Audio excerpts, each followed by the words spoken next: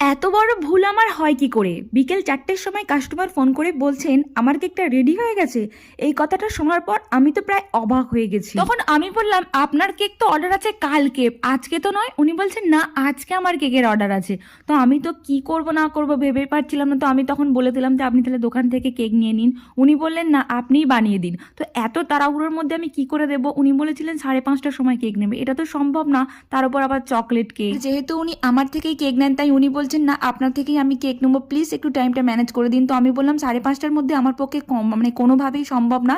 তো আপনি চাইলে কিন্তু 6টা 6:30 নিতে পারেন। বলছে ঠিক আছে, তাই করে দেবেন। তো যেহেতু চকলেট ফ্লেভারের কেক ছিল, তো কি ডিজাইন বানাবো আমার কিছুই মাথায় আসছিল না। তাই গরম কেকটাকেই কিন্তু আমি আইসিং করেছি, হয়তো আপনারা দেখতে পেয়েছেন। আর এখানে চেরিগুলোকে আমি উডেন স্টিক দিয়ে ইনসার্ট করে দিচ্ছি। তার কারণ হচ্ছে দূরে কোথাও কেক ডেলিভারি থাকলে কিন্তু চেরিগুলো ঝাঁকুনির কারণে এদিক ওদিক হয়ে যায় আর কেকের ডিজাইন পুরোটাই নষ্ট হয়ে যায়। আর এই ছিল আজকের কেকের ডিজাইন। ভালো লেগে থাকলে প্লিজ একটা লাইক করে দেবেন।